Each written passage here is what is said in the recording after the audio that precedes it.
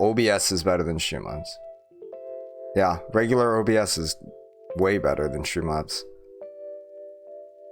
Streamlabs is just like, it's like Android versus Apple. Apple is Streamlabs. Okay. Yeah, that's why. Yeah. Let's see if this works. That works.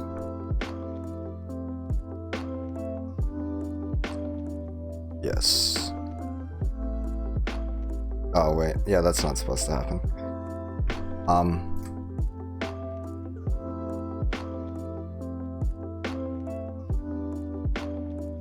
Oh yeah, I know what I'm supposed to do.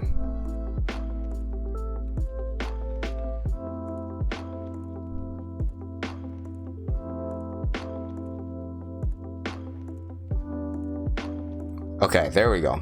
Yeah, now you can hear it, but you don't hear yourselves. Yeah, this took a lot of thinking. No, it's not. Yeah, we're just going through the Eichenwalde game. Do you know how many people are gonna connect? No.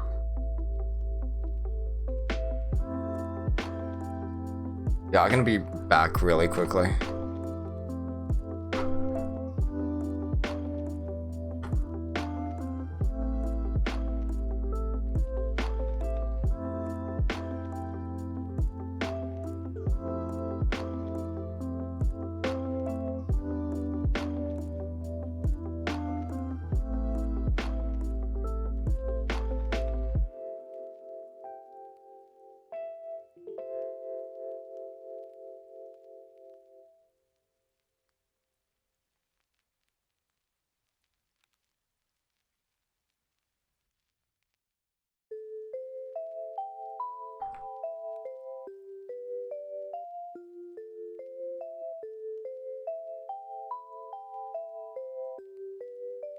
Okay, is Uphill back? Or I know he was gonna show up because he was asking people. Wait, he's not here? Oh, he was literally asking if someone wanted to play before, right? Oh, okay. Alright, we can just start then. We'll have the VODs. Let me make sure the VODs are working first. Okay, yeah.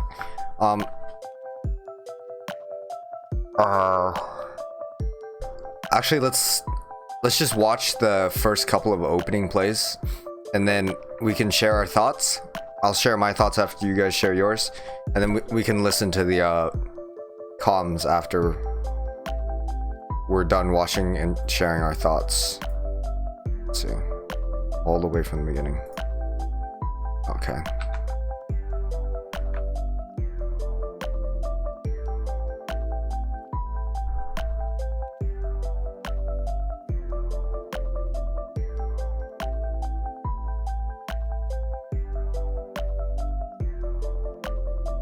How so?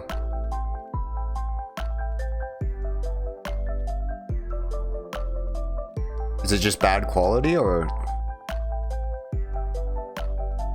like, what do you mean by bad quality?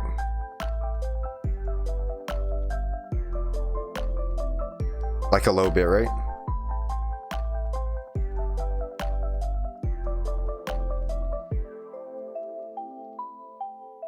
Oh, okay.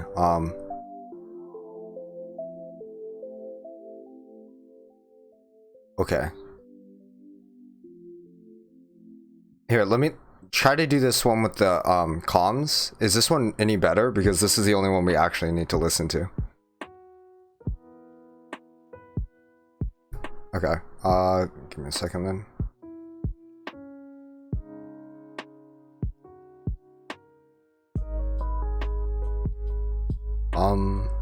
This is good.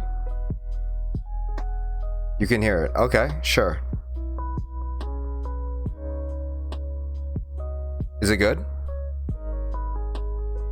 I don't know what I did, but if you can hear it, then... Alright, then I'm just gonna not...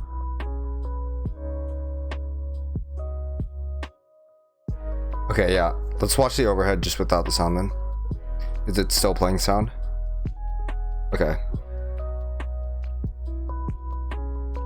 Yeah, okay, so we just watched that overhead first push. It really wasn't a push, but let's watch it from POVs. Then listen to what was going on. And then we'll discuss what oh my god.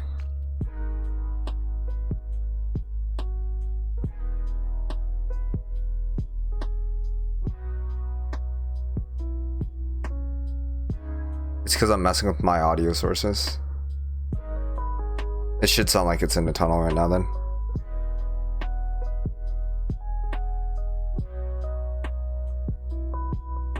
Does it sound like it's in the tunnel?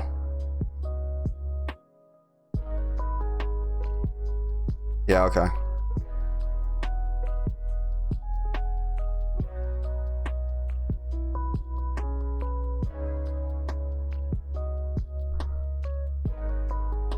Let's see. That's a bit too far. Okay.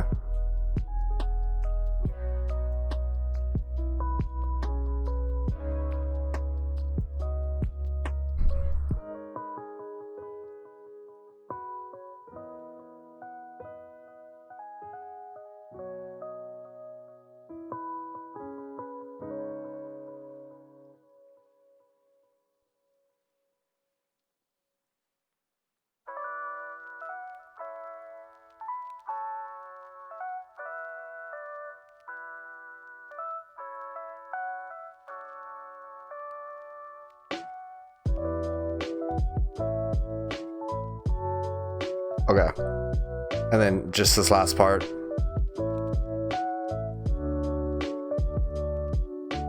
Okay. So couple of things on all right, let's hear your thoughts first. What do you think? First of all, what was the plan? What was your plan to get the point and win this point?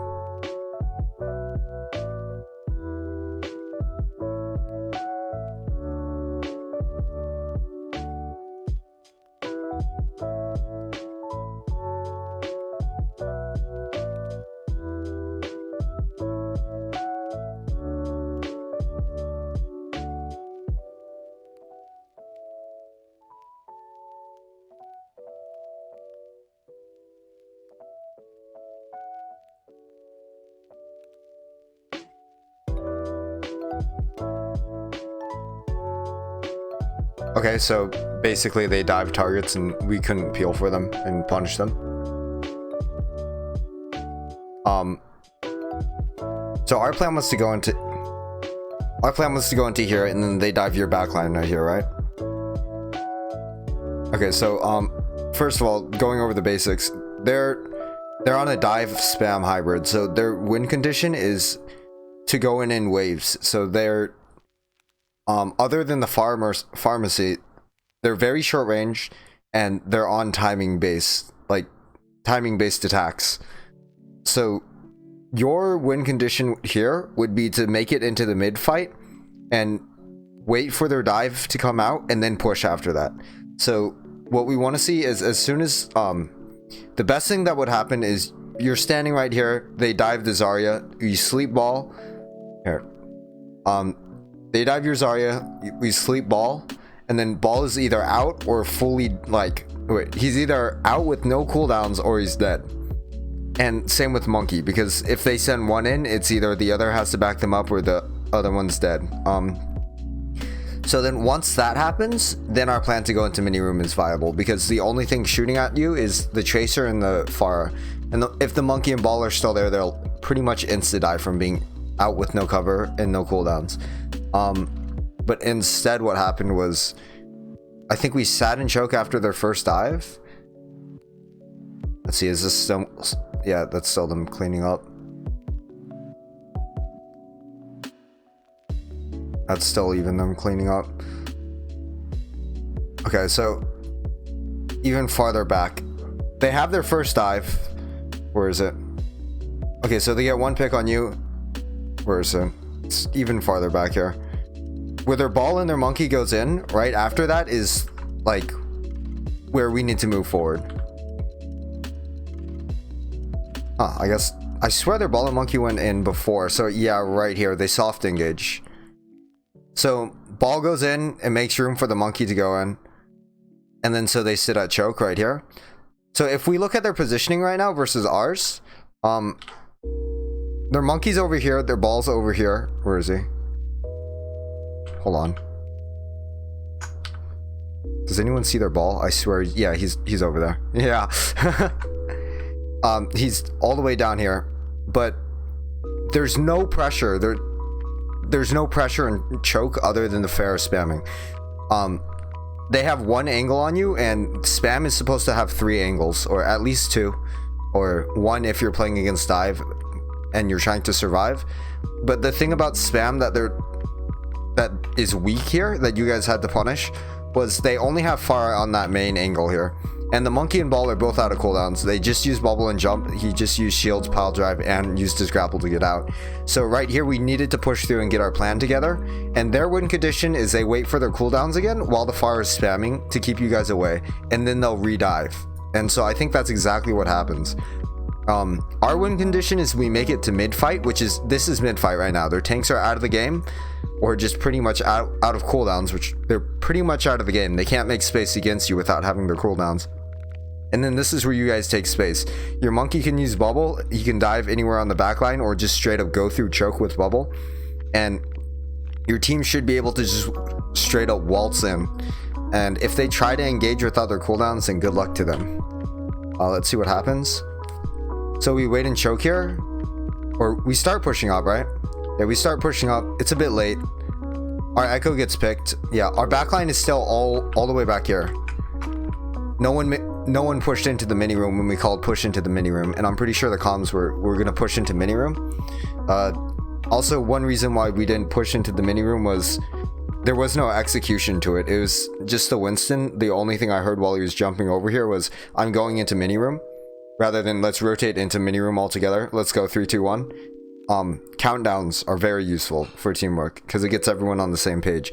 But so we have tanks here, and then healers all the way back here, and echoes down here, but they don't have their cooldowns until another like maybe 2 seconds. So if you get into here and establish yourself in the mini room, you might be able to push out after they try diving you and res your echo.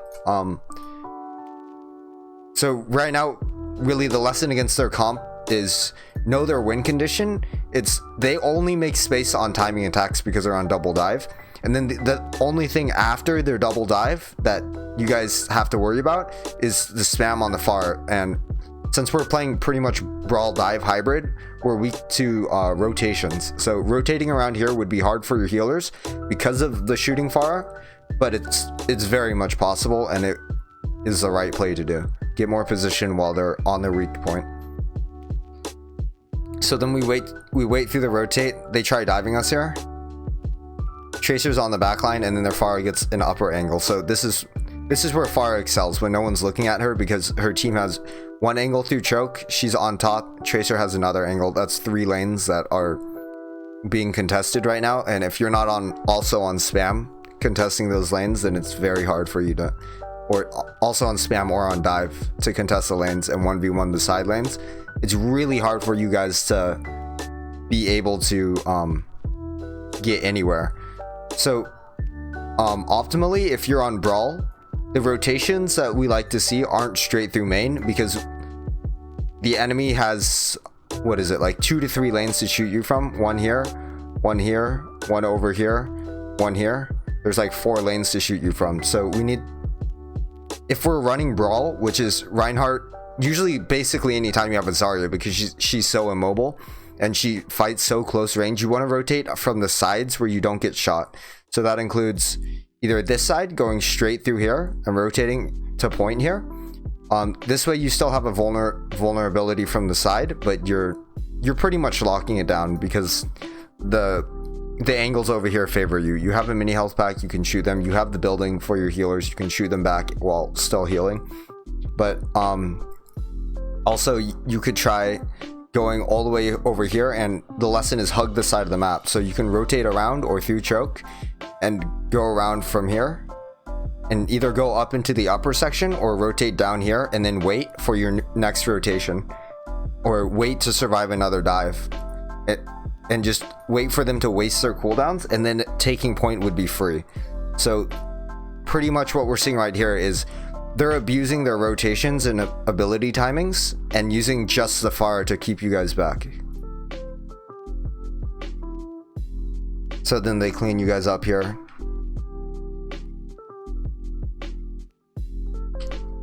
We don't have any, we're getting choked out because they have all the angles. We have no space here. All right, let's see the second team fight.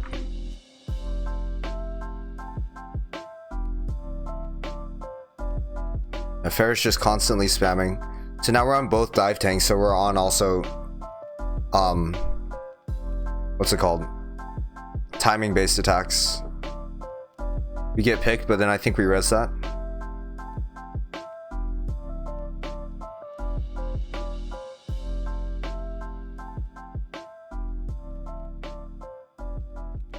So watching this, it's pretty much the same thing as before.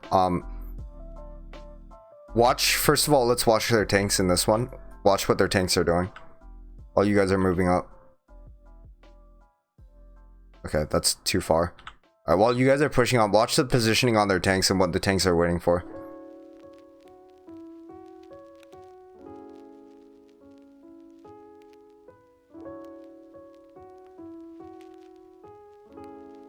Okay, so we get a little interaction. Someone give me some notes on what you see about their tanks. Let me scroll back just a second here. Yeah, what do you see about the tanks and where are they playing? The enemy tanks. Yeah, give me some notes, like some things to notice about what they're doing right now. How so? Now let me help you out. They're not in choke shielding it off, so what are they doing to create space? Because usually what happens is we have either double shield right here or you have Orion Zarya positioned up here in their choke. So what are they doing to create space?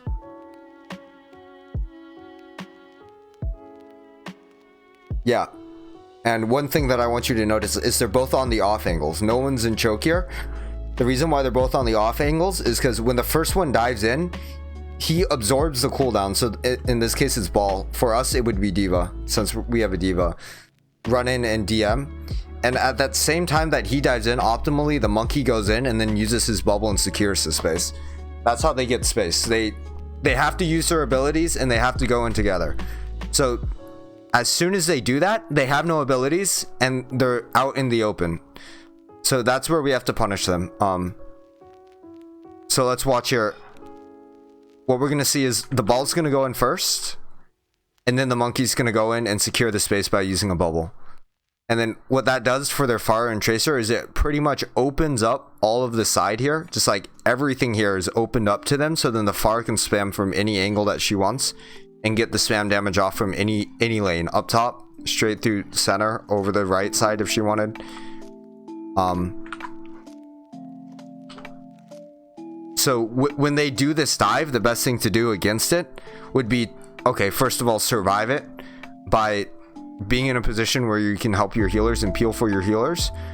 Or another technique is to straight up counter dive them and go for their Ana in the back line. But I think since we're playing like half brawl, half dive, we need to peel for our back line. Okay, so we call a dive on the ball, he dies. And then their monkey's gonna try to make space by dropping the bubble in main.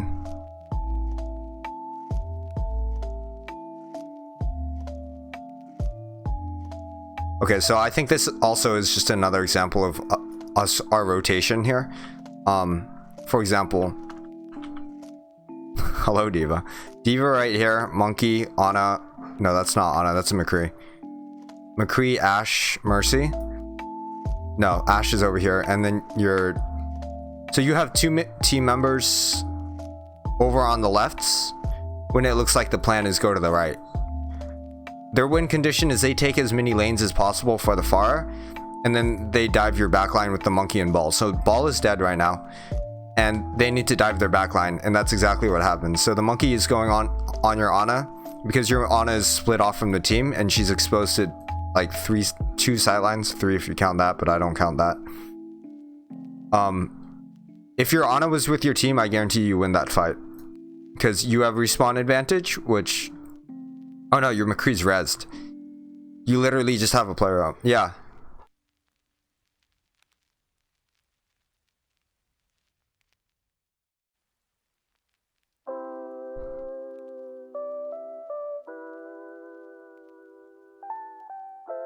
Okay, so here's the let me pull up a document real quick. This is a list that everyone should have in their mind of like the structure and timing of what's going on in the game. So ideally you create a plan in your head, but it's very reactionary. You create a general plan and then you create like a plan based off of what you see in the enemies. Where is it? Gotta wait for the comments to load.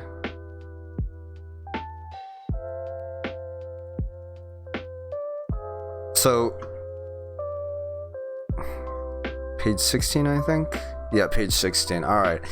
So, when we get into the game, so this is what we need to do. We need to create a plan. So, our plan here was, it was pretty much Brawl. So, the plan for Brawl, we should really spend the time to go over this one day. Like this last week I spent with my high school, I spent like 3 hours every day for a week teaching them, but we probably don't need that much time because you guys already know the fundamentals and it'll be easier for you to grasp. But Brawl, you want to rotate as fast as possible and survive the rotations and end up in mid game. So that was a really bad explanation, but basically rotate along the sides and take the least amount of angles as possible from the enemy team. I've been saying it over and over again, but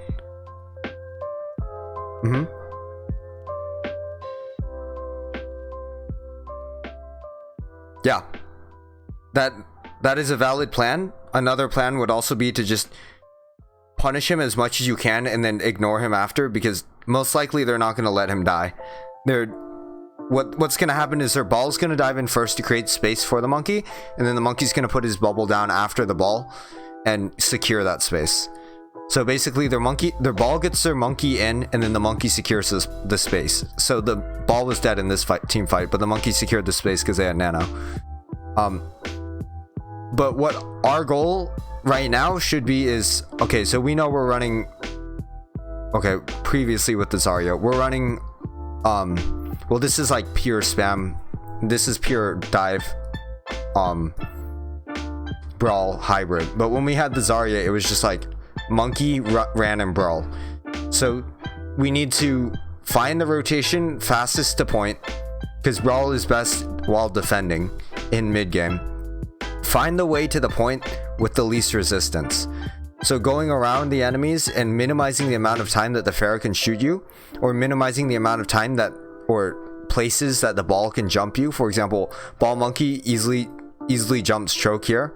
They can easily jump you out when you're in the open. When you're in one of the side rooms over here, you can't, it's really hard to dive inside that room. It's really hard to dive inside this room. It's hard to dive inside this room. And it's pretty decently hard to dive once we're out here because your healers will be inside this room. So we need to create a plan in our heads. Okay, they have ball monkey, which is, let me go back to that sheet. Here's our plan. Here's our setup, and here's our scouting. The scouting, I believe, in my mind, should be before setup because it should be reactionary to the enemies.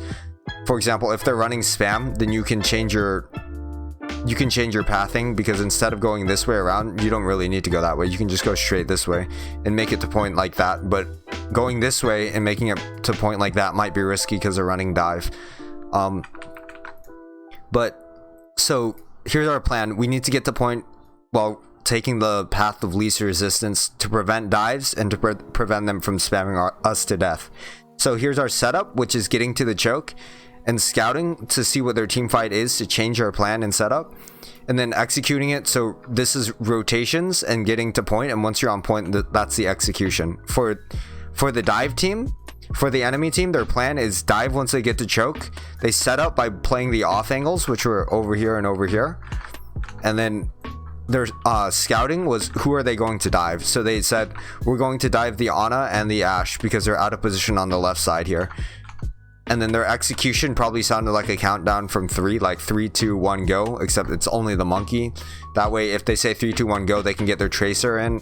They can get their tracer, their ball, and monkey in, and no win to nano to like maximize the amount of teamwork that there is. And then afterwards is win and clean up, and those were pretty clean from both teams. We reset after our loss really fast, and they cleaned up really fast. So I'm not too worried about that one. But right now, what I'm trying to focus on is having a plan and setting up and scouting, and then executing. We're really bad at these. We're getting way better at ult tracking. So yeah, right here they play for their strong points, which is diving your backline when you guys are in rotation. So we were in rotation there and our backline got dived. Let's go forward 20 seconds then. God, I hate it when it does that. All right, regrouping. One thing to notice, their setup for dive, tanks are on the side, not in the choke. And tanks are on the side to first of all scout, and then second of all get in position to dive from different angles. So ball will take space, take all the cooldowns, and the monkey will claim the space. So when we're playing dive, keep that in mind. For you guys, they're giving you the space, which is good for you to claim it here. But remember, your Ana is alone and only being covered by Mercy if they jump in right here. Well, she's not alone. That's a really bad statement. My bad. But your Ana is exposed. She doesn't have like a place to fall back to with her team. If they dive her into this room, she has to go into the room, and then it's just you guys behind them, which you probably will clean up the dive there. But while you're going through choke, that's really bad. Your Ana's just exposed. She has no health packs. They're all the way over here. She has nowhere to go back to because that's still in the open, and that's like really far away. So we need to play to our strong suits, which is mid fight, and get to the mid fight first of all, which means rotating to point either around or through here, which through here was a good plan as long as everyone was with it. So let's watch the enemy team. They're gonna dive again while their fire is still spamming. So they called a dive. Monkey absorbs the cooldown. Oh, sorry, ball absorbs the cooldown by going in first. Monkey is behind, and hold on. Let's look at the positioning of our team. We need to be grouped up in a giant ball. So what happens is our win condition is we get to mid fight, but their win condition is they pick us off. So we have a DPS on flank. That should never happen when we're playing Brawl. So this is why we need the plan. Counter angle is good, but when we're playing Brawl, we have to all group up. This is kind of a scuffed Brawl because we have dive, but we have no follow-up for the dive in our DPS. If they're out of our line of sight, then that's just scuffed dive. But our rotation here, if it's really scuffed. We should have either committed to dive or we should have committed to Brawl. Because I say that because the positioning on DPS in dive is take flank angles. So once your team goes in, you're ready to follow up. But Brawl is you have to group up with your tanks and group up together as a group, so then you can survive the dive all together. So basically we're doing neither, and we only have one McCree on flank, which is bad on Brawl but good on dive. We have these guys on the back, which is just good for spam, bad for Brawl, bad for dive. Our tanks in the front, which is good for Brawl. Their positioning is a bit out in the open right now. Bad for dive, bad for good for spam. And then our Ashe out here in the middle, which is good for Brawl. Or sorry, that's an Ana. Yeah. But you see what I mean by we need a plan together so we know what we're doing so we can execute it. Because right now we have Kree on the side playing dive, Ashe in the back playing spam, our tanks in the front with our Ana playing Brawl. So then it's so easy for the enemy team to say, okay, they have an Ashe Mercy in the backline, so we can dive those. They have their Ana out in the front without their second healer, and their DPS aren't there to punish if we dive the Ana. So we're gonna dive the Ana, and then their Ashe and Mercy are in the backline, so we just need someone to kill those, and they have the ultimate advantage and here. So, you know, tracking fights in between ult tracking, that's that part. But we have no plan here. It's pretty obvious that we're like, it looks like we're lost because we didn't create a plan beforehand. And then you can't adapt to the enemy if you don't have your plan, first of all. So let's watch it. They just press Q and win here. We're not set up at all to defend against it. I think we still win this though because they screw it up. Do they kill our Ana? Yeah, they just kill our Ana. Hold on, I'm gonna reanalyze why they lost that.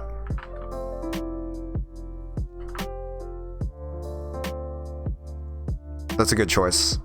That's exactly what Brawl is supposed to do. So you're going into mini, so then you limit the line of sights that Far has on you. If your entire team did that, that would be a good Brawl plan. Yeah, okay, so their plan, I think they scuffed the engagement because Ball's going in on the front line. Monkey follows up and he goes for their back line, which is not ideal. You want to kill the Ana together with your Ball. Where's the Tracer? She dies to McCree. I think they didn't target focus. Yeah, so it worked out. The McCree playing for dive, actually flanking and playing for dive, actually killed their DPS, because when you're playing dive versus dive, both DPS are flanking and it comes down to a 1v1. So okay, poggers, that worked.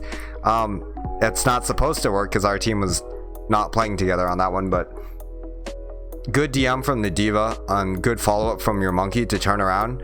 I think they honestly just scuffed the dive by not target focusing. Where's our Ana right now? Right there. Oh my god, that was such an easy. Yeah, so I think uphill started the chain reaction of them losing this fight. Where's my cursor? Okay, so Tracer dies. They didn't target focus, so they don't get any kill out of that dive. Far dies because we target focus, which is good. So this was like our micro pretty much won the play. There was no macro from our team. We only reactionary punished their mistake, which is good because that means that we have the skill to do that. But if we had a plan, this would be so much more easier. And then they pick our Ana. Yeah, that makes sense because you were they forced you out of position. Yeah, they forced you out of position with the dive. And then their Mercy is out of position and they're okay. So what happens here is we survive the dive by target focusing them, and see their tanks have no cooldowns. They're useless. They're literally useless here. So I think uphill killing the Tracer coincidentally made us survive the dive, which is really good. And then their tanks are like really useless. Okay, see how we're in mid fight here? Our McCree. Okay, D.Va Monkey is not the best mid fight heroes, but our Kree is still alive.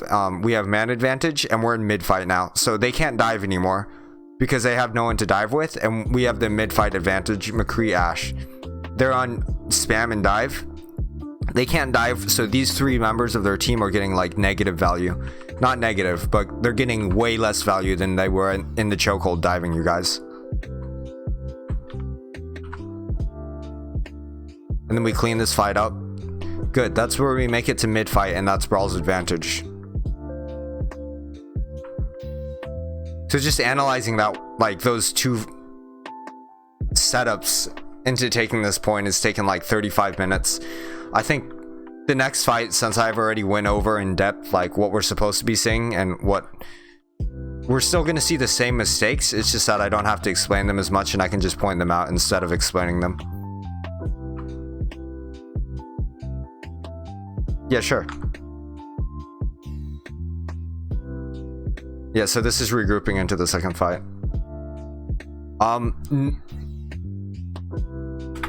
Yeah, usually the best way to look at the perspective is from supports because they can see the most.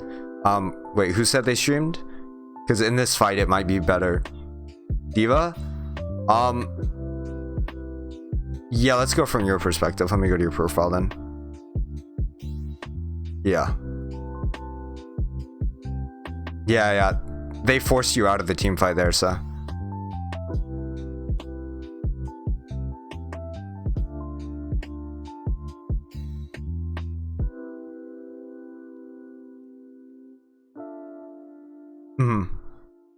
They forced you out of position because you guys weren't rotating together.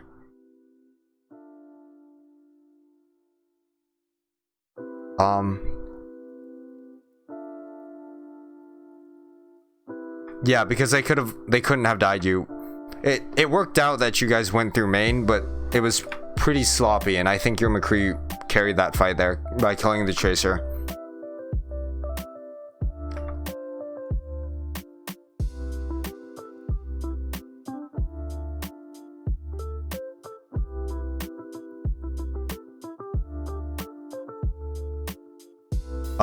Let me rewind this. I really don't see anything wrong with the comms. There's some good target focusing.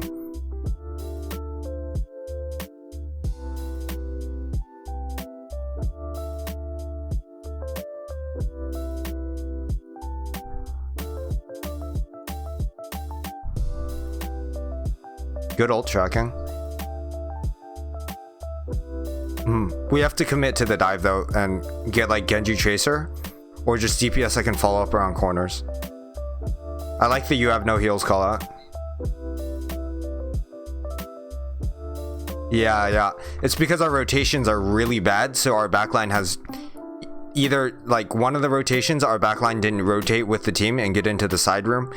Another rotation, it's what happened in the other one. I know for sure one of them they didn't rotate with you guys, and then one of them you went through the choke, so there you were exposed to like so many angles to be dived and spammed from.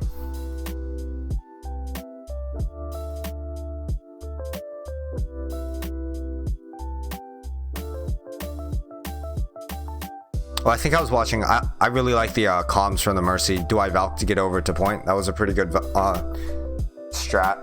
I don't know if you needed the Valk, but yeah, it was a good call out because rather than just popping it, yeah, it was a really good call out because that's what I'm trying to say. Yeah. Okay, so pretty much in that fight, we had no plan going into it, but we had good target calling afterwards. So if you ask me, there was no macro skill involved in that. That was all micro skill, and it was basically coincidence that we won the fight. Not really basically coincidence because that's your skill, but like as much as that's everyone's individual skill put together to make one team, we need teamwork. There was no like real teamwork in that fight other than target focusing, you know? So this is what the VOD reviews are for. So next time you guys get into game, you can say, okay, we're playing Brawl, let's rotate together so our backline doesn't get absolutely shit on. Or you can say, okay, we're playing dive, our tanks are going on the off angles, we're gonna scout and then count down on who we're diving. All right, so let's just watch the second point.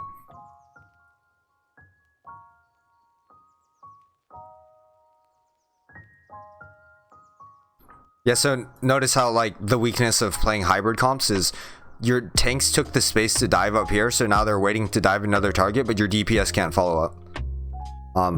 It's not necessarily a bad thing, but it's one difference to notice when you're playing hybrid, because now you're playing you're playing Monkey Devo, which is pure dive tanks, and you're playing Ashe and McCree, so you got to watch out the line of sight so your DPS can follow up on a dive. Okay, they're all right, let's can anyone tell me what was wrong with their execution here? Let's go back a tiny bit more. Look at the sheet on what's supposed to be happening. Ult tracking, plan, setup, scouting, execution. What went wrong in their team here?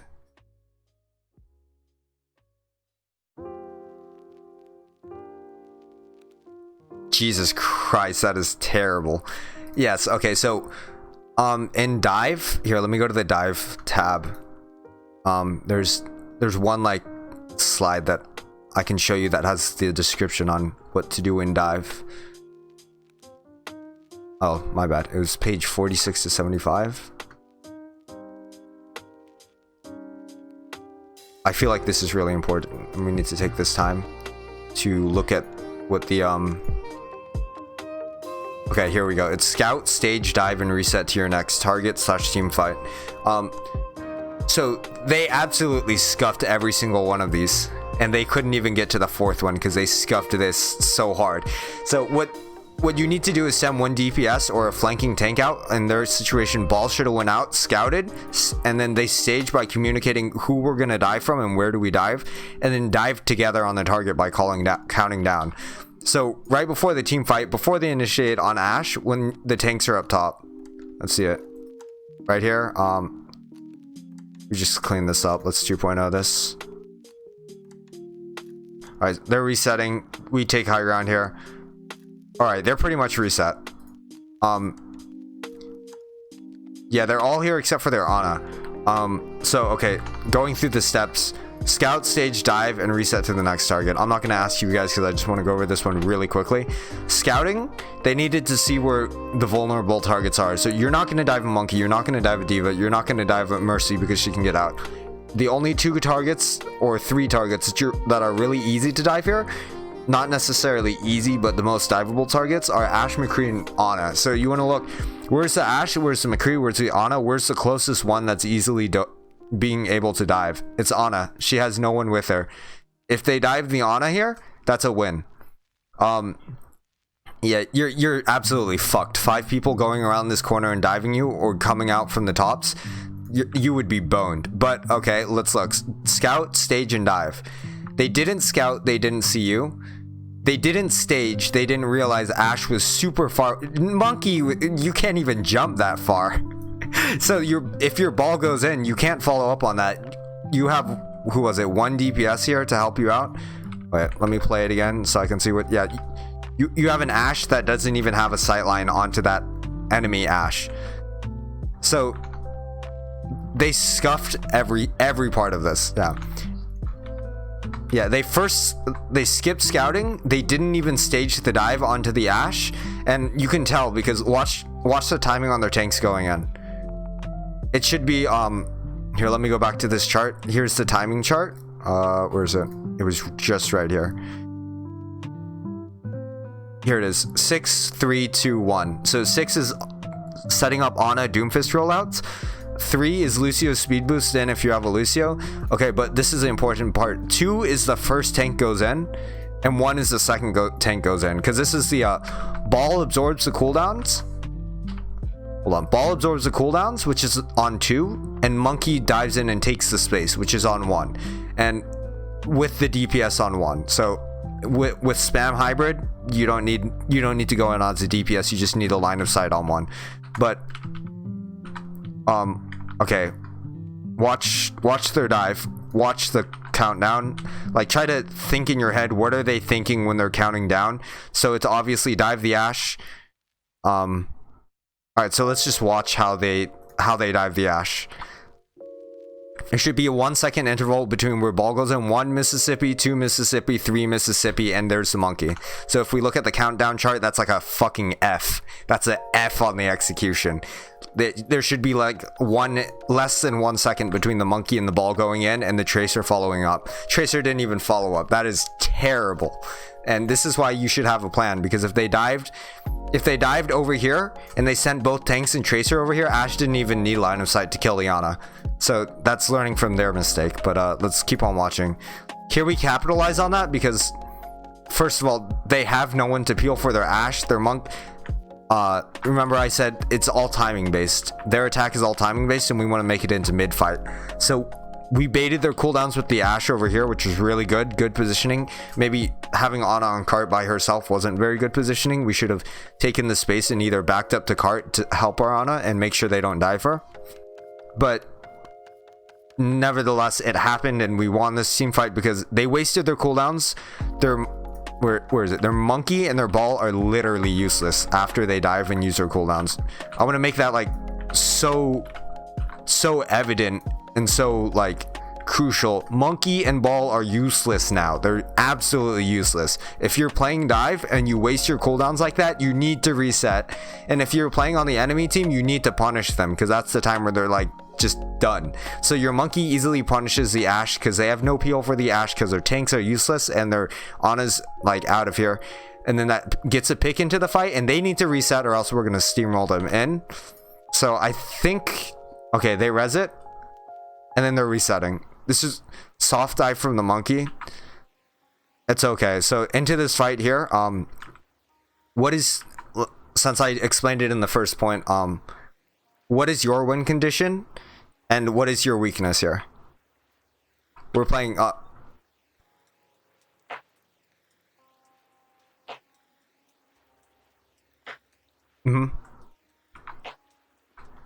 yeah, so what is your win condition? Like, what playstyle for your team is your win condition?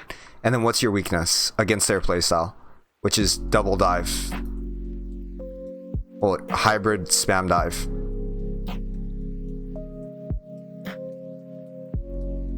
Yeah, so you need to survive their dive. And play for the mid fight. It's not that bad of a play because he can create space still, because your monkey diva are still on dive, so they can create space, but diva needs to go in with your monkey if we're going to do that. Otherwise diva's staying back with her backline, which I get, to survive the dive. It was either, I think in this situation you're right that nanoing the monkey isn't the right play because your DPS can't follow up. They're both on the low ground here. But if you were on full dive, diving first would be the right play, and sending your monkey and diva in and having a tracer come up through the side and Genji up through the other side would be the right play. But right here, I would say wait for them to waste ultimates, stay on cart, and try to move backwards. Try to move like all the way over here. So then you survive the dive, and then from there, their tanks are useless, remember? They have no more cooldowns, they have no space. And if, even better, if they committed to the dive and they're sitting like right here, and they're useless, that's just an easy GG for you guys, because then their tanks are just sitting ducks. So we need to survive the dive and play for the mid game, and their objective is find someone out of position and dive them. Not necessarily your Ana out of position here. I'm just saying like Ana is the most diveable character here. I would also say though, try to get towards the corner so you don't have so many angles on you. But card is priority also, so it's a little adaptive. Yeah, right here in this situation, you should get into the corner because they're going to dive you. Yeah, huge diva bomb. That wins you the fight. Honestly, this fight, even though you guys didn't win this point, that fight right there was way better than what we saw in Choke because we're grouped up. We survived the dive, and that's the win condition.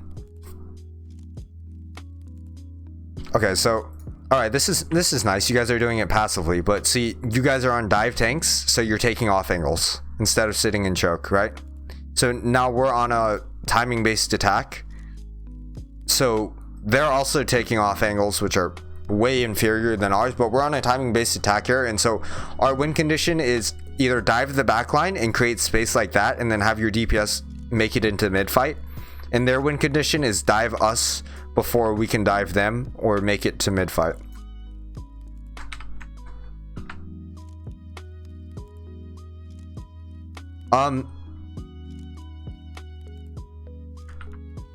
The way things turned out from last fight, your nano was okay, but I also agree, in the ideal situation you should have saved your nano, because you guys, well, I think you guys should have lost that last fight, to be honest. They really screwed up. They screwed up the first engage where their like monkey and ball went on the Ashe. They screwed up their abilities, lost a person. But in that second engage, they should have won that if they focused the Ana.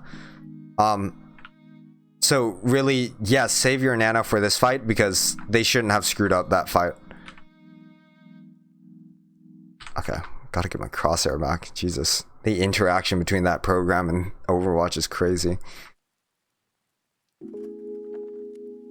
Okay, good dive.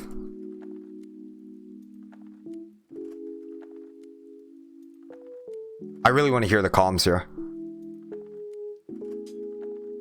We had a good dive and then...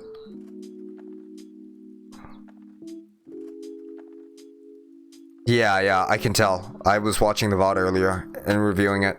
So, McCree High Noon, not a bad position. I would say High Noon from the bridge instead. You could have been flanking well, because your tanks had space. Your Diva was over here, and then your Winston was over here before the fight. You could have gone up to the top and gotten a high ground, and Mercy can pocket you, and then immediately go back to the team. That's just one small thing. Yeah, because then the ball has to hide right here, and then your tanks will immediately kill the ball. Or your Ashe will just shoot the ball while he's like, his fat hitbox is coming out of the sides of the cart. Instead we High Noon on cart and get slept. there's no peel for him. So I'm assuming when we watch the comms for this, we don't call the high noon. Either that or we're not all coordinated for the high noon. McCree dies. ASP's got forced to the side because of the mines. Also, run the other way. Run the other way, man. You're on cart. They use mines. You're trying to heal your McCree and hug your McCree. But run this way. Run this way, man. The other way. Run this way. Yeah. The hell just happened? Okay. Yeah, run this way. Okay. You had your Mercy with you to pocket you, so you definitely could have. I see your reasoning though, because you thought the cart was close enough so then everyone would be playing right here, but it just didn't happen like that.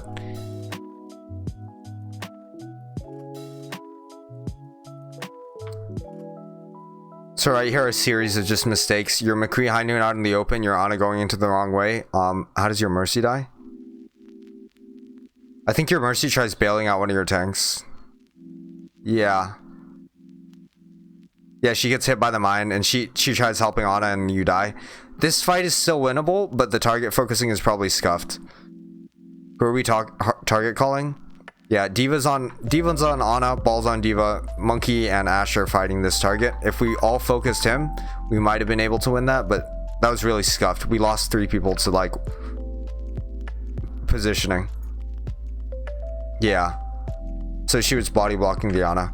I saw that. It wasn't that bad of a play. I mean, it's better than chasing someone random, but right there, I think that fight, not the point fingers or anything, but positioning from your McCree and Ana, and then the decision for Kadok to like, do I know Kadok? Oh yeah, it's Caddy. Okay, yeah, but the decision to go heal your Ana. One thing that I say in competitive video games: don't do dumb things with dumb people. That was a really dumb thing with the dumb Ana play there. Like, if you see your Ana in there and you see mines and a monkey and ball in between you, you just say goodbye. And yeah, just say goodbye, ASP. Because now you sacrifice your own life for the Ana. Yeah, so yeah, you maybe could have won that if you stayed with your Ashe and pocketed her, because then you guys could have killed the monkey and then the ball, and then you would have had out of mech Diva, monkey, and Ashe and you versus just the Ana and Brig. Yeah, you had a Valk also, so your death was also a mistake. So it was these 3 people out of position really screwed up this team fight. For next time to learn.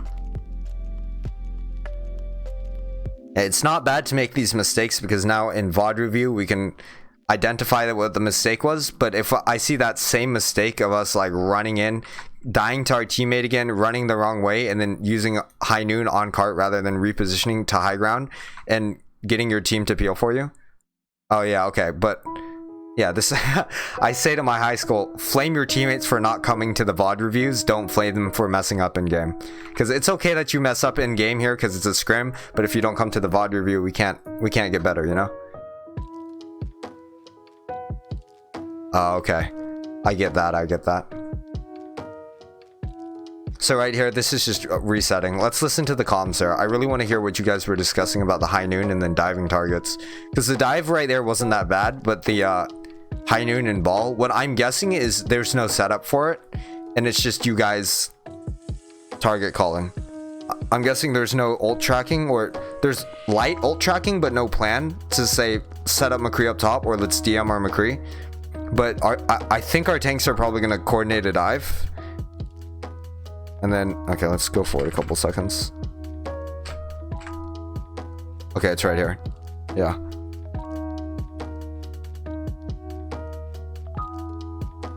Nice, so your monkey and, monkey and Diva dive that. Hold on, I didn't hear the high noon. Did we call it? Oh, shit. I think we probably didn't call it, and that's why.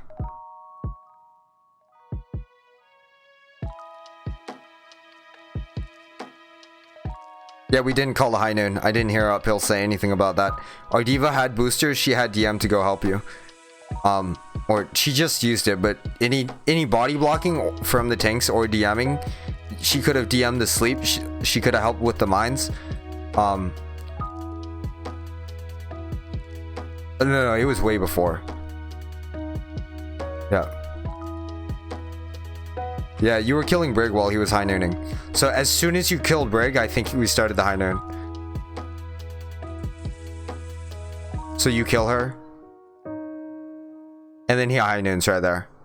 So you're a bit late to it. Right here, optimally, what would happen is he would be on high ground optimally, but what we needed to see was I'm gonna high noon and say we're not with you, don't high noon yet. Oh, what? No, I'm lagging then. Okay, yeah, but what I would love to see here is if you mess up, and first of all, if you're not on high ground, then what we need to hear is I'm gonna high noon on cart, and then the say Mercy pocket me, and then we have the response from our tanks and say, no, we're not there yet, don't high noon, or have one of the healers say, watch out for Ana, watch out for the Ana sleep. McCree should be tracking that in his head as the he's the one high nooning, so he should be the one thinking about his lose conditions and like the danger of high nooning out in the open. But McCree, it should be the responsibility of the ult user to get his team to follow up. So McCree's on cart, he should say, I'm gonna high noon, pocket me, DM me, and then you'll say, I don't have DM for you, watch out. And he'll be like, okay, there's an Ana right there, I'm not gonna high noon if we don't have DM. But instead we have no comms. It's just we're on Brig, he doesn't say anything, we high noon. I think we pocket him, but good on your Mercy player to pocket him without the comms. That should always happen because it's just the optimal play. But right there, that was really comms based, and if we had the plan to high noon before, we probably would have saved the DM, or at least the McCree would know, okay, I'm gonna wait for my diva to DM me. So that's the comms about that play. Remember, the positioning was probably the major reasoning why we lost that play. All right, let's watch this. You got it. Easy pick. Their monkey screwed up again. He's just using ult. This is really bad from them. Yeah, this is really bad from them. Their monkey's in by himself without the ball. So going back to this, really bad. No, where's the first one?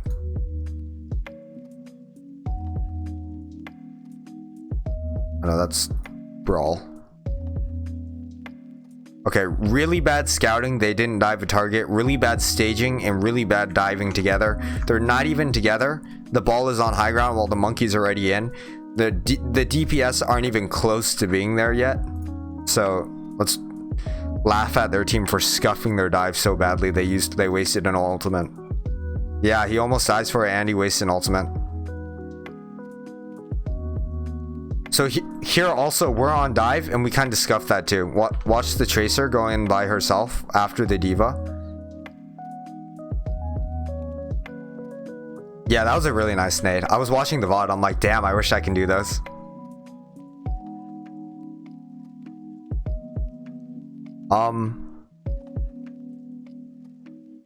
Oh yeah, the diva was walking back and she boosted back, and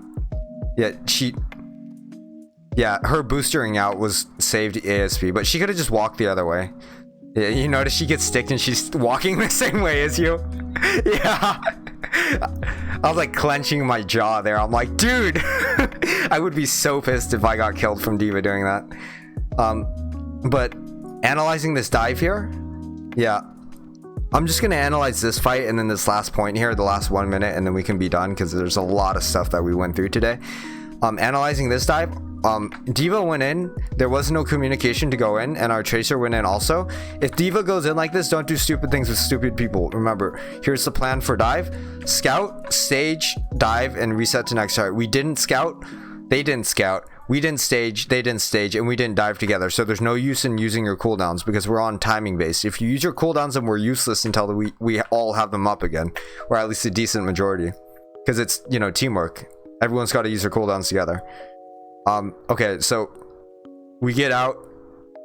It's okay because we didn't use that many ults, but we just used Tracer Recall. We just used Bionade. We just basically used all of Diva's cooldowns. So what needs to happen right now is tanks take the off angle, which is this basically is happening. But remember, okay, go through the I'll have one person who wants to call out scouting, staging, and diving. What should our plan be here? So scouting, let's say we already scouted and we know everyone on their team and where they are. So staging, no, okay, first of all, who needs to scout here in this situation? Yeah, because she's already out in the open, and the tanks can maybe jump to high grounds and look at the enemy team and see who to dive, but your tracer's already in, so why not? So she needs to relay the information of who they have. Okay, so out of who they have, who are you diving here? And where are they?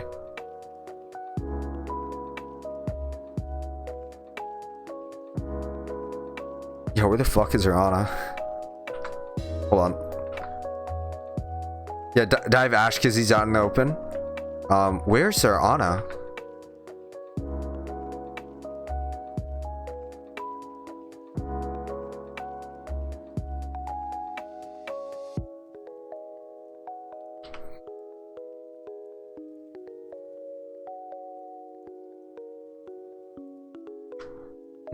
I agree with you, but when you're on dive and you have the flexibility to dive onto the top, we can go through the sequence and dive into the top instead of having to rush up the staircase, because the strength of dive is having both tanks come in from the side and your DPS come in and hit them with one strong attack.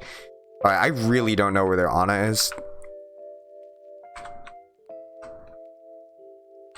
Oh my god, my hotkeys. Oh, okay, no, she's inside the ball. Okay, yeah, so anywhere in this position, or anyone from the diveable characters, Ana, Brig, and Ash, are good targets to dive here. Who wants to tell me who's the best target and why?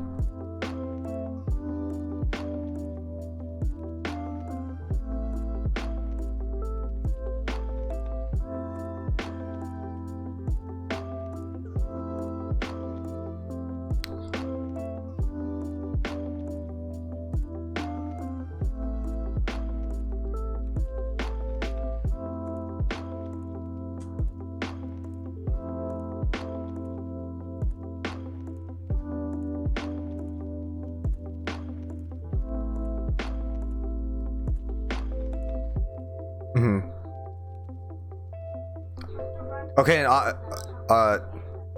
hold on. I'm talking about when they push up and you guys get your resources back, because they're going to be on high ground here and they're going to be pretty much in the same combination because everyone's going to move as a pack at the same speed. But once we get there, who do we dive? Because right now, obviously, you're not in a position to dive. Ash hasn't coach gunned up top yet. Monkey's still setting up for the dive.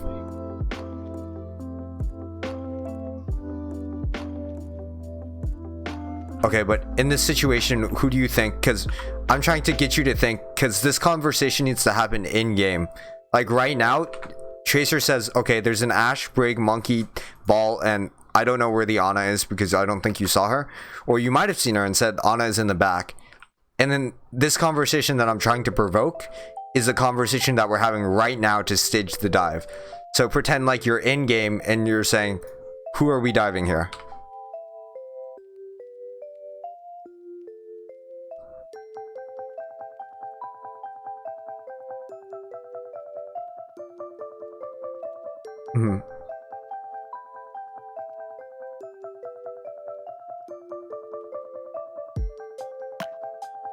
Yeah.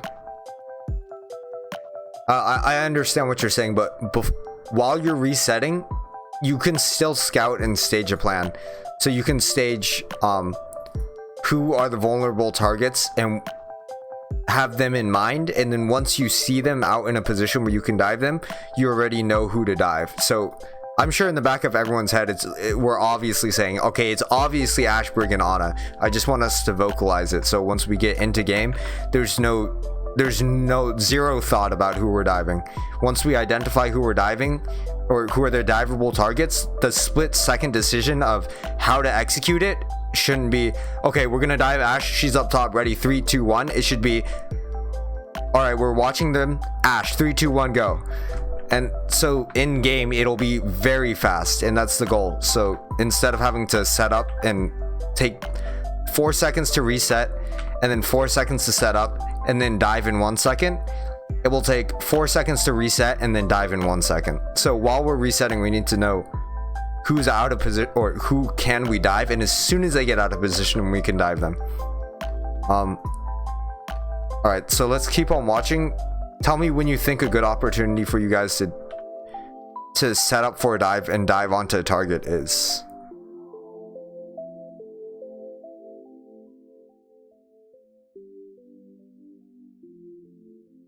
Yeah. Okay, so I think one of the reasons why I was trying to say that there is... Good question. She probably just got headshot. Oh, because they forced her out. Yeah. They forced her out. Yeah, they forced her out. But one thing that I want to say here is, so we nano monkey in. We didn't call the target, so D.Va doesn't follow up. Our Ashe... The dive versus dive win condition is whoever dives first and kills first wins. So they dove our Ashe, but you can counter dive still. You can go 3-3 or 2-4, which means have 3 people in the backline and 3 people in your backline versus 2 people diving and 4 people in your backline. But right here, we could have won this fight if our D.Va went up and our Tracer was in position to go through the castle and dive whoever our monkey was diving.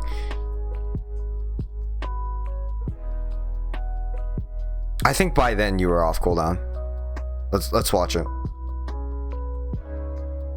But even then, if you're off cooldown, we should say coordinate the dive, because if you have your cooldowns and we went in with Nano Monkey even 2 seconds after your Ashe died, she's already dead. We just need to get the dive successfully together. So their dive here was good. You watch, if you can watch, they staged the dive, they scout, they see Ashe up top, they say we're gonna dive her, and the monkey and ball go in at the same time. Yeah, see, that dive was very clean. They scouted the Ashe, they staged it by saying let's go onto the Ashe, and then they executed by both ball and monkey go on their team. So it's our turn to dive them because we just got off cooldowns. So I think, yeah, you just got off cooldowns. And this is why I want you to stage while you're resetting, because now they just dived, their tanks are useless. Their only positioning is what's keeping them in the game. Like, just their pure presence. They have no abilities. They just use them all. Now we need to go and dive a target. So, yeah, it's our time to dive. Who are we diving?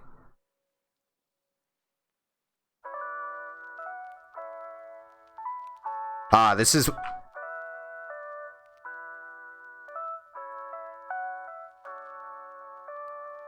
Okay, so if we were scouting and staging, we would all be diving on the brig. So who do you think would get up? Probably just D.Va and Monkey, huh? Yeah, so yeah. And then Tracer can be flanking up on the staircase the entire time to help clean up the dive once you guys are done, or she can go back and peel for the backline. Honestly, I would have said send the Tracer into the castle so she can get into the dive. And this is all part of the staging. So if we were staging and we were saying, okay, brig is out on the open, let's dive the brig, because our Ashe just died and she should say brig is out in the open, dive the brig, then it should be an easy dive, right? She's half health, both tanks are ready to dive. Let's watch it. I don't think in comms there was no scouting and staging, so we just go straight to the brig.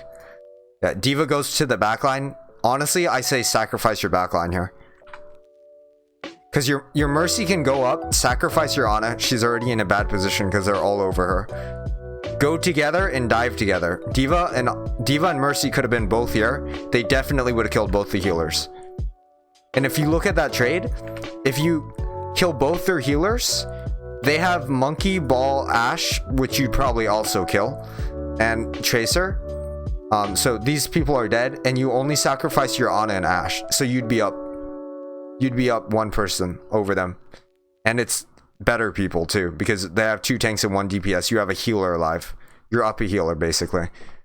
So if we staged that dive, and if we were scouting and staging before while we were resetting, and instantly said, okay, we're going to go on their backline as soon as we dive, instead of having this like diva bullshit in the back, Tracer trying to flank all the way around instead of going through castle, and Ana positioning was just kind of fucked because we can't really peel for our Ana if they're going to full dive her.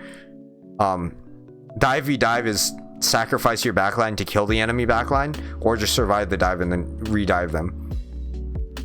But here there's no coordination. Your Diva's still in the backline. The Mercy is not with your tanks. Tracer and Monkey are trying to get value, but there's no single target that you're diving. Yeah, we don't even get a kill here. We only get a kill on the Ashe. Okay, and then we get a kill onto their Ana, but it was so sloppy. Did you guys see how sloppy that was? The target focusing here was... There was like no one being target focused. It was really just like running around and just... It was fucking team deathmatch. So the lesson out of that one is stage and scout, so then your execution is very clean. Let's watch this last team fight. I'll analyze this one. I think it's the last fight, and then we can call it a day.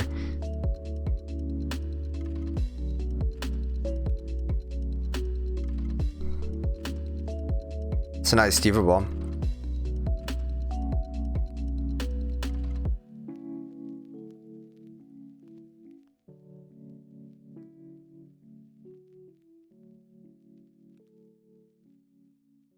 Oh no, how did you guys lose this? Right now it looks like a definite win.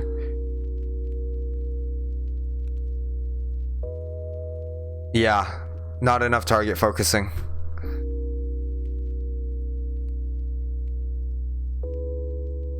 Yeah, there's a couple individual mistakes that I can immediately point out.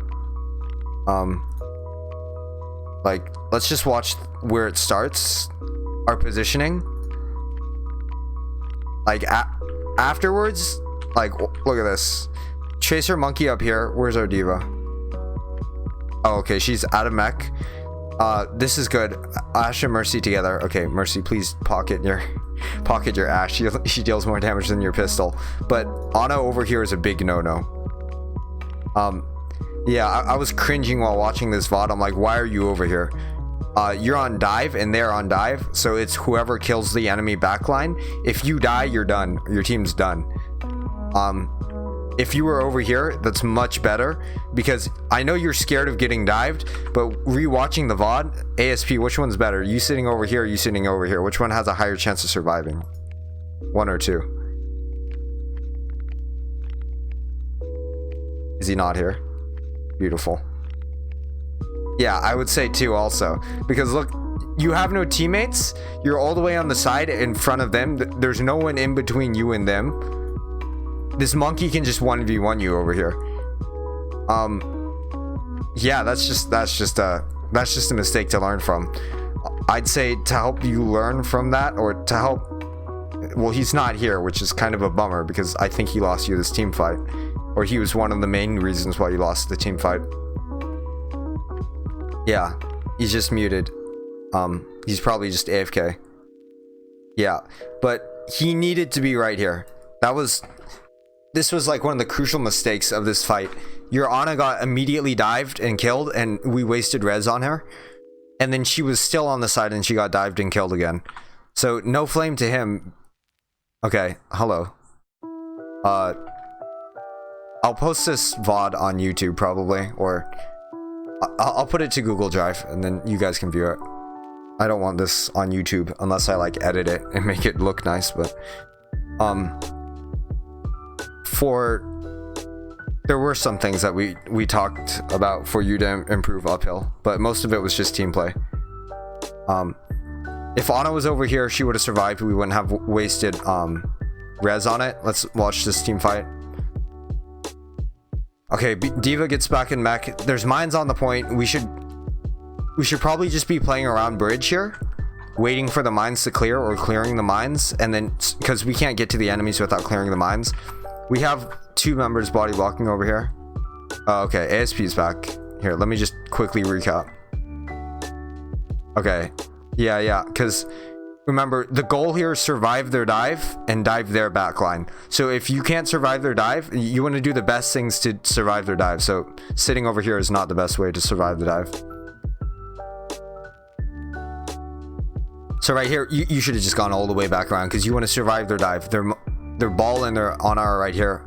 Unless you're very confident that you can just straight up kill their Ana, you're basically diving them and completing what your tank should be doing, but that's a high risk, high reward play. That's a really high risk, and actually it's low reward because you'd be in their backline. But let's watch this.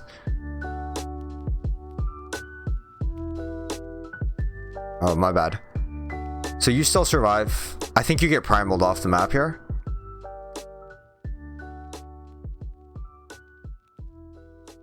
Oh yeah, okay, so if you were over here, that probably wouldn't have happened, or it would have happened way slower, because then the Ana has to shoot all the way over there.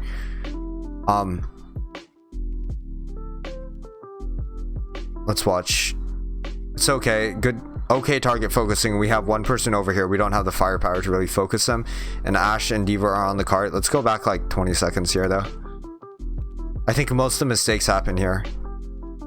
Go back even farther. Okay, so going into this fight, we should have our tanks coordinate to dive their backline here. Who is this? Ashe over here. She's got a shit ton of health and armor, so I would say Ana's by herself. We should coordinate a dive on Ana. Our Tracer gets picked. That's honestly unlucky. You know, just dodge it, Lamau. But yeah, that's hard to do. So we do coordinate something on the Ana. Does our D.Va follow up? Kind of, yeah. We go all left side, which is good. Yeah, we kill Ana, but we also die to these two people. So, what happened? Did we monkey bubble? Because usually what happens is if we dive and monkey bubbles, that wouldn't happen. Yeah, you flew over the sidewalk.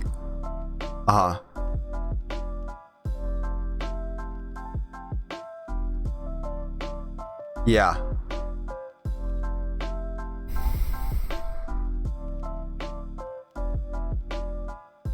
Yeah, she was like 2 health. Yeah, she was like 20 health.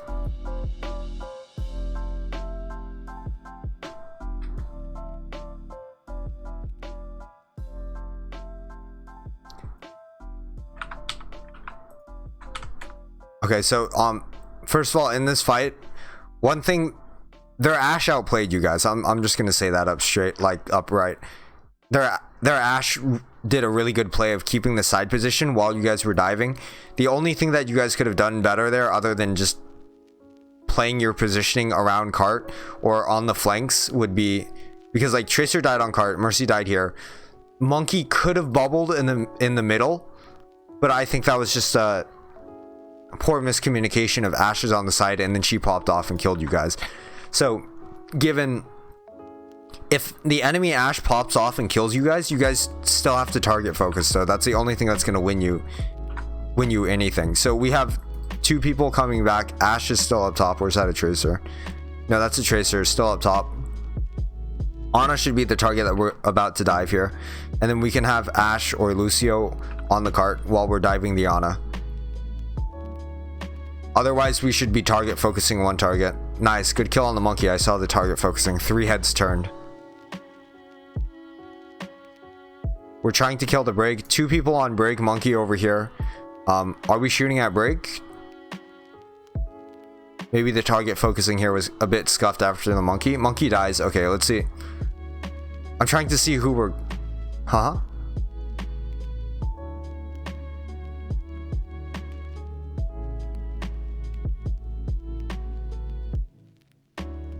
Okay, so shield over Ana, kill break.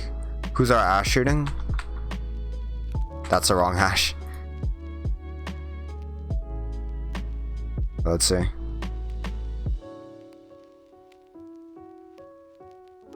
Oh, that's a rip.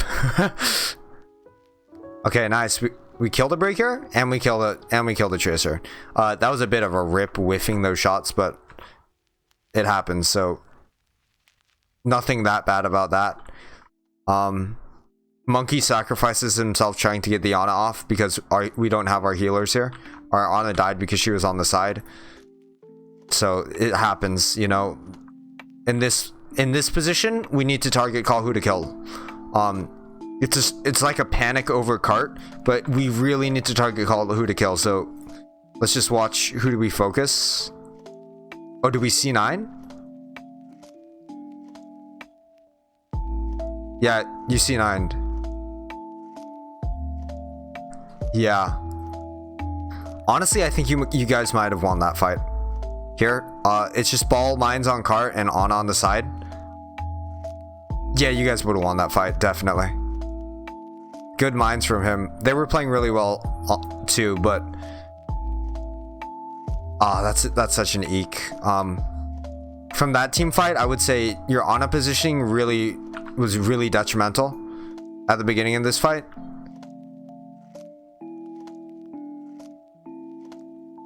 Okay, let's listen to the comms, and then I think we'll be done with this session. But Ana positioning on that one was pretty bad.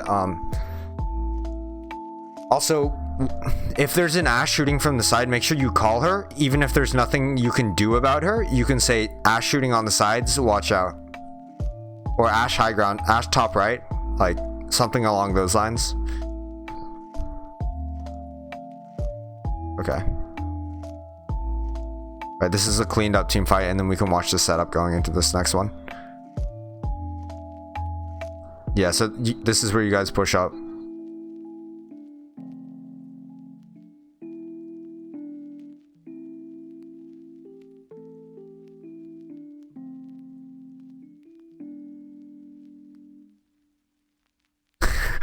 That's so sad, being so far away and you can't kill them.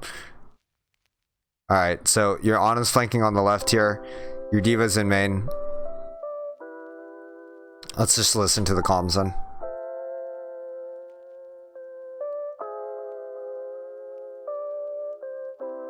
I don't hear any comms from Monkey. He should be your main target calling her. Okay, yeah, now you can.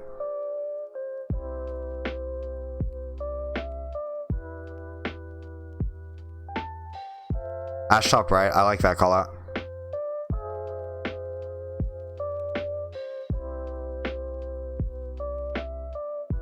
So what happened right there?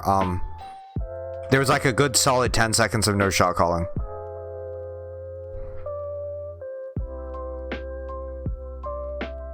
Okay, let me try turning the volume up and just like blasting it in my ear so I can hear.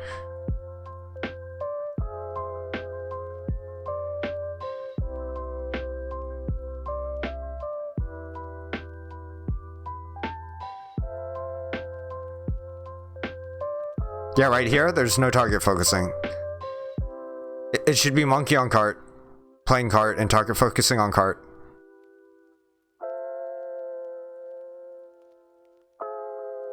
Good brig call.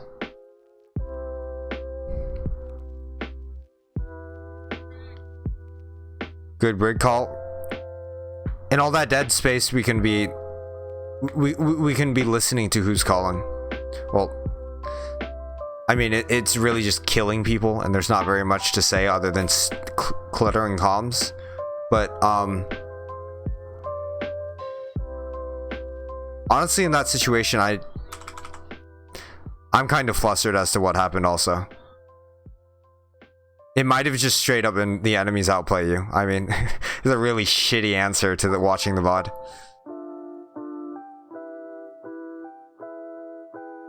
But your enemies were playing really well and being really fleeting about who they were hitting.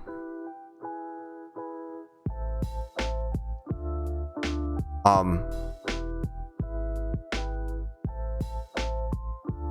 say the only thing, or one thing that you guys could have improved about your comms here was when it's on overtime, play cart and focus whoever's on cart instead of chasing. If we watch it from the overhead, if we...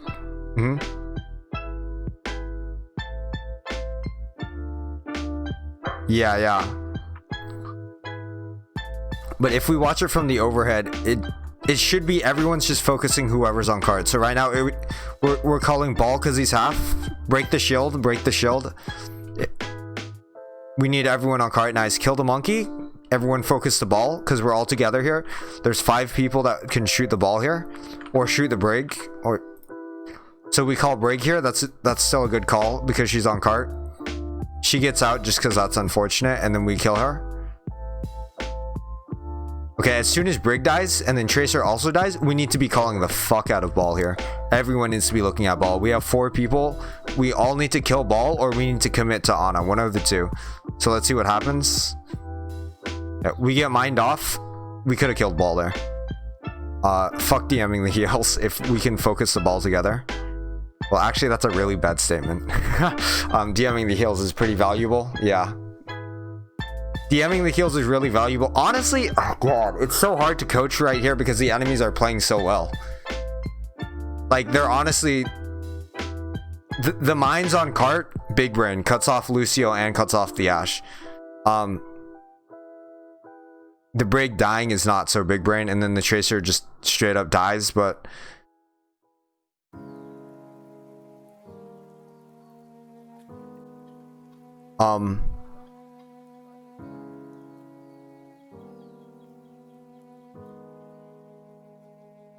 I'm gonna keep on rewatching it until I get an idea, but...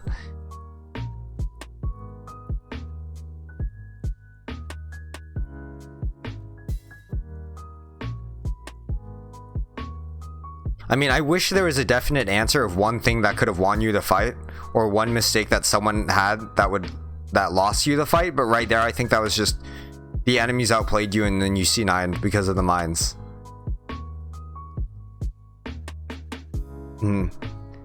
Yeah, we could have shot him harder, I guess. That's like what you're trying to say.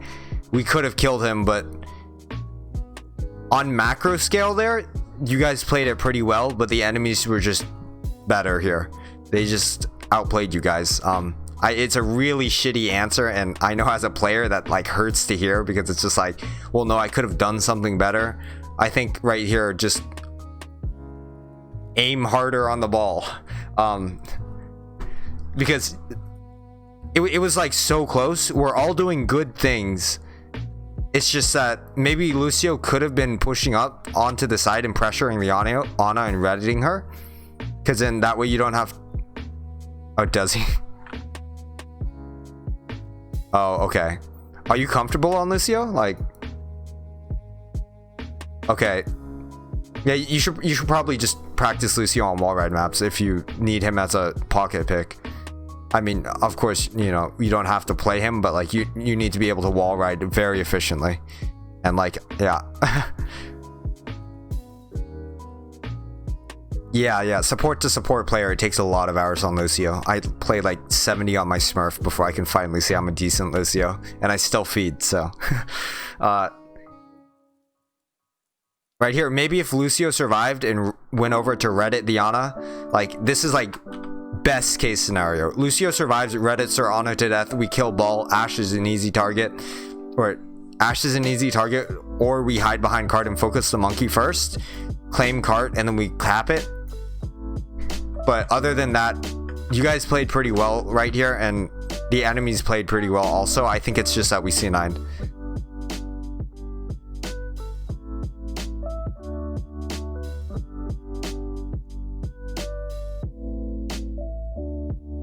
Oh.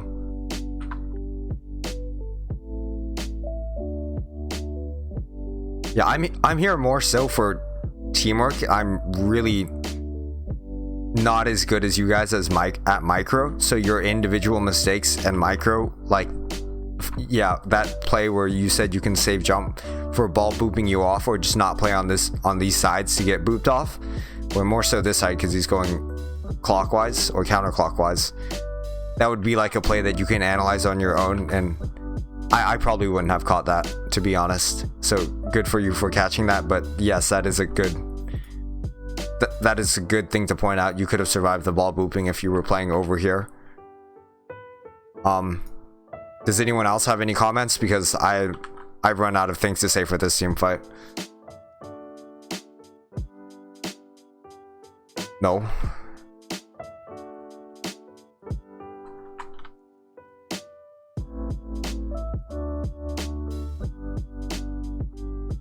Oh.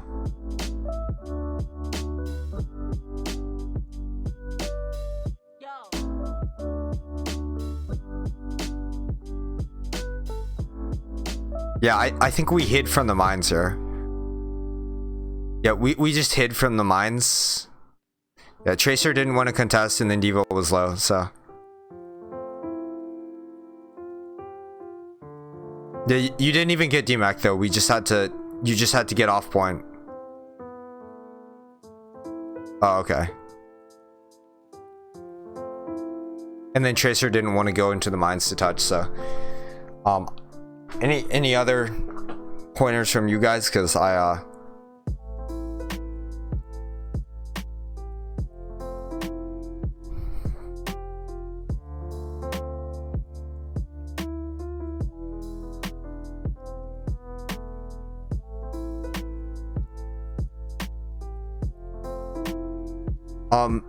if the Brig is alive, then you dive whichever the one Brig is not on, but Brig was not alive there, so diving Ashe probably would have been a better decision, just because Ashe only has Coach Gun to like survive. Ana can sleep and bionate herself, and she has a health pack over here, and then Ashe is just alone on the right side without a Brig, so also diving the Ashe would have helped, but I think this fight was just purely unfortunate.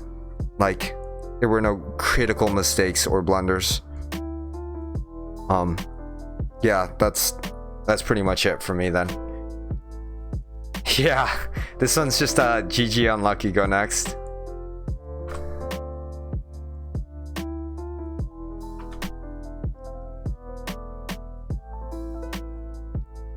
Defense? Sure. Okay. I'll just go through it really quickly. Is that the other code in here? This one? Probably is. Yeah, I don't know why that code doesn't have both. Oh, what the where's... Okay, there we go.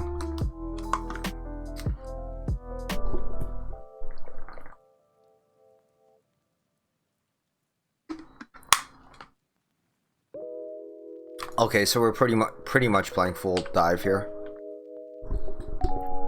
Let's see, they're playing their same spam dive comp. So we want to survive their dive and either dive their backline first or just survive the dive and then redive them. Their fire is going all the way around to try to get another angle. We're playing pretty split here. We don't have a set coordinated dive. We still get the Ana. That's really good though. Yeah, that's really good. I remember the first scrim that I watched you guys couldn't track the fire going around, so good progress.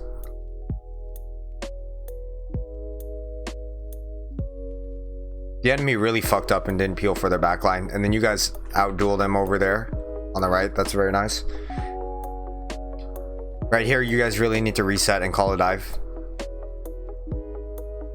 That's exactly what happens. Very nice. So tanks need to take off angles. Good off angle on the monkey over here. And then Diva follows up on Tracer. I would say don't dive the Tracer. She has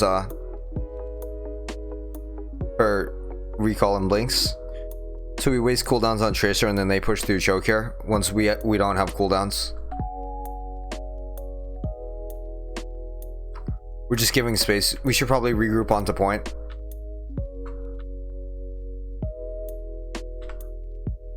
Yeah, our Sombra's... Okay, that's a really questionable EMP.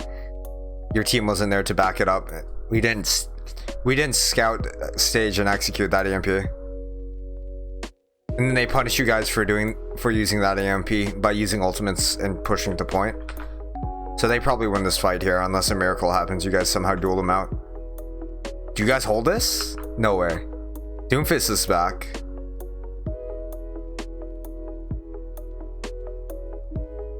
Yeah, no, they just pull out more ultimates and win. Yeah, I remember ASP gets knocked off the map here. And then it's just staggering on to the point. We needed coordination with the mid-fight. I think our comms get messy and we try to focus on our gameplay more than who we're focusing in the bigger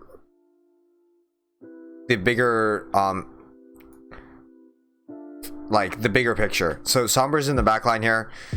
This could have been a big EMP if we had both tanks here, or if we had one Ashe to follow up, or we do have Ashe, but we needed more firepower here in the backline.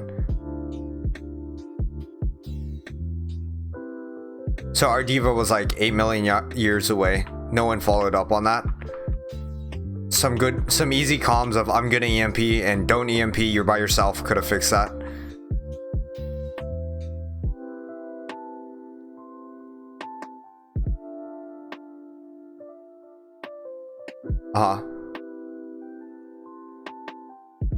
Just go ahead and call it and then say I'm gonna EMP, and if your team doesn't say we're not there, then at least they'll know and they can follow up. You probably did call it. I mean, that'd be like really zero brain to not call your MP.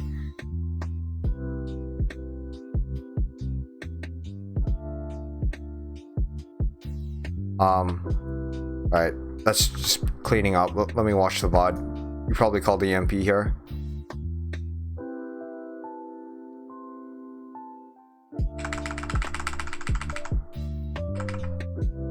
It's right here.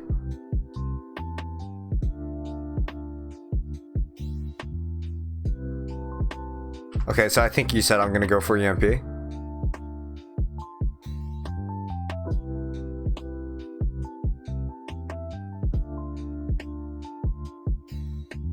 Yeah. There was no setup for it saying I'm looking for EMP. There was no like questioning your team. Are you guys ready for EMP? Usually with win conditions, for example, on a Genji, Genji should say Ana, I'm getting ready, or Ana is going to say Genji, I'm ready, go in. So then you can have like one part of the win condition, or if your Sombra is going to EMP Shatter, you'll have your Sombra saying, I'm looking for EMP. All right, I'm going 3, 2, 1 now. And you give that cool countdown, and you know, everyone's like little infant mind in your head is like, oh shoot, we're counting down. We better not hit 0, or you at least give attention to like the countdown, you know?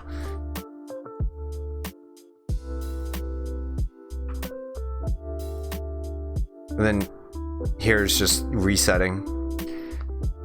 Little aim trades. Oh my god, I wanted 2.0 this part so bad. Whatever. There's some good scouting from uphill here.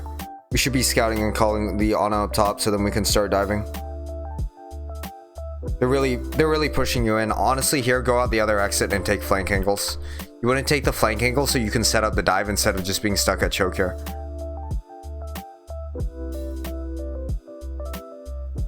Rip. Aim dual OP.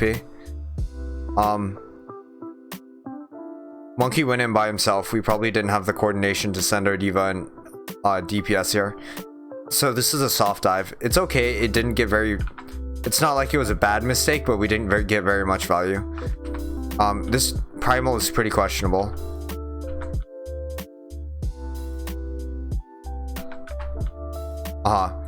Here I would say you're letting them dive you by staying over here. If we went out this side, even though first of all, we need to win the Widow 1v1 to go out of this side, or at least block the line of sight somehow and get the monkey to get the Widow off the high ledge. But we don't need to go all through main as dive. Remember, tanks can dive through any point on the sides. That's tanks take the off angles on the dive. If we watch their tanks in this team fight, I'm willing to bet that they take the off angles. Where the fuck am I?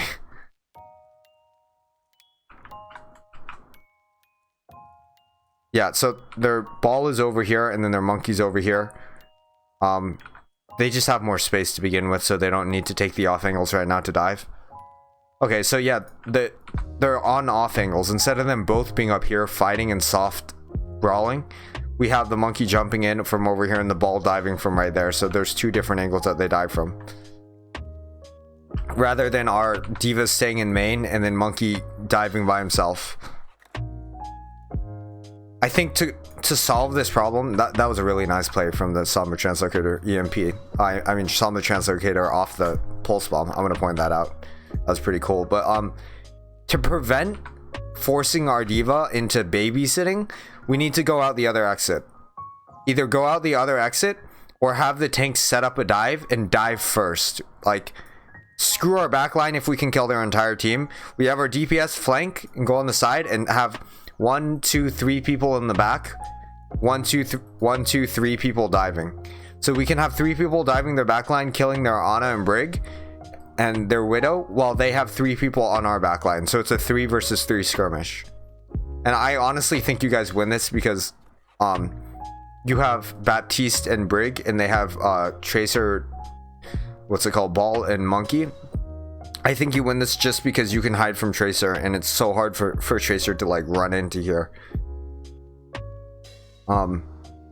Adding Widow v Widow is a little complicated in the sense that you also have the aim duel to go on to, and it's not just a simple survive the dive and win the dive, like survive their dive and win our dive. But on dive v dive, you should identify if who are we gonna dive and leave our backline by themselves, or are we going to survive their dive and then counter dive. But we never want to just be in the mentality of, okay, we got to keep our healers alive. You want to be looking for dives to set up, or else you're just going to be playing babysitting the entire game.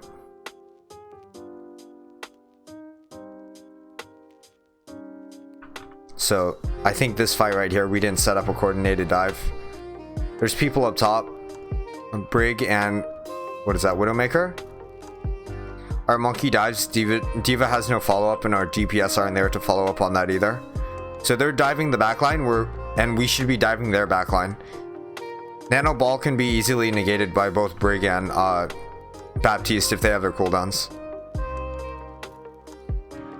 Yeah, so basically what's happening here is they're using their tanks and DPS to go ahead and dive forward and push forward while we're trying to do a 5-1 setup. So 5 players over here defending our backline, and then 1 player trying to dive. And what they're doing is they're sending 3 people. Like, these 3 people are rotating around the map diving people, while their Brig, Ana, and Widowmaker are standing back by themselves in the backline, protecting each other.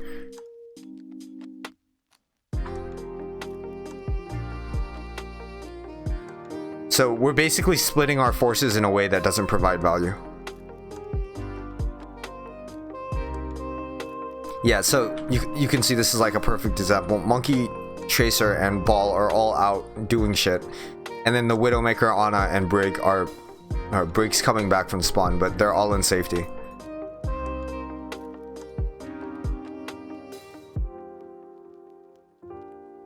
Okay, nice shot. That's not a good position to be in against a Widowmaker. I would say come to this side and you can use the window right there.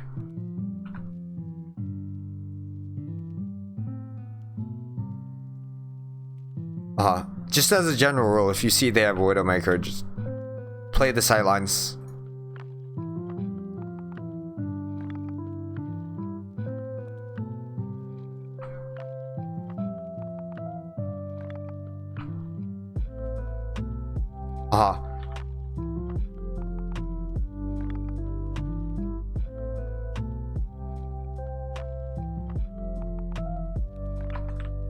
You need to go out with your Brig when you go out the left side, but you died on the right side here, like on this side, because their Monkey had ult. Their Monkey's not gonna have ult again, so if you have your Brig with you, you'll be fine.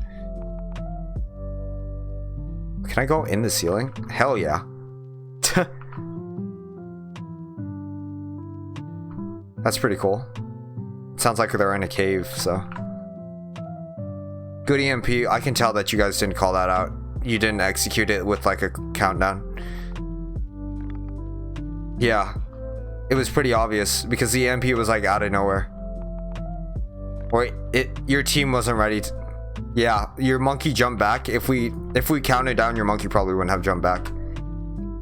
I don't want to check the comms for that because I already know that's what happened. And if that's not what happened, then shame on you, Monkey.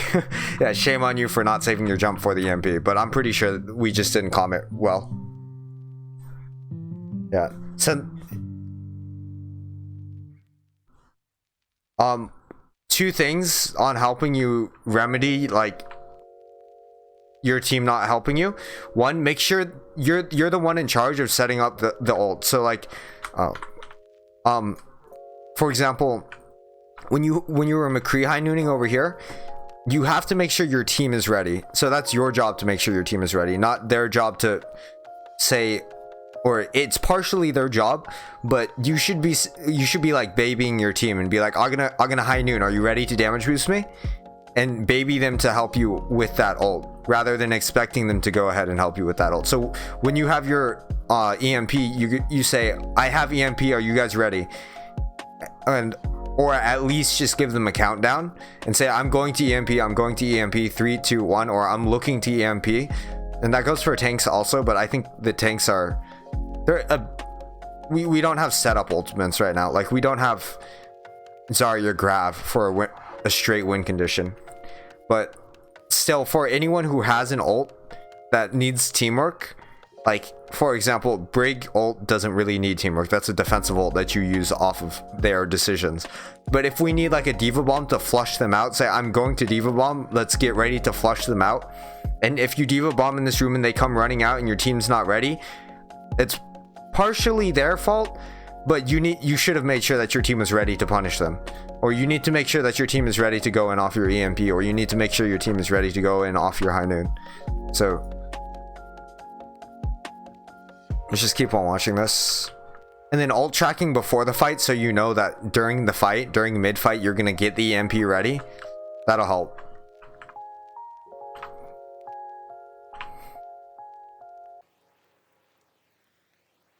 So EMP wasted. We have ult advantage here on this fight. We need to contest though. They have all the space. We're going in very like, you know, as we spawn. It's kind of staggered. Good target focusing on the McCree on the Brig and Winston. Good target focusing on the Cree. I think we needed more people on that though, because half your team is over on the other side. Yeah, Sombra and Ana on the again, remember, 3 and 3. Don't babysit your team if you can get kills. If you can sacrifice your backline but kill their Brig, Ana and McCree right here, Diva, if you can jump on them with your Monkey and with your Ashe and Sombra, I'd rather you kill them and say fuck my Ana, and, you know, like, sacrifice your Ana to kill all of the enemy team and not worry about losing your Ana if you complete a good dive. So scouting, staging, and executing the dive over keeping your Ana alive. If we were in Brawl, I would say keep your Ana alive at all costs, but we're not in Brawl and we're in dive. So diving the enemy team rather than saving your Ana is a viable strat.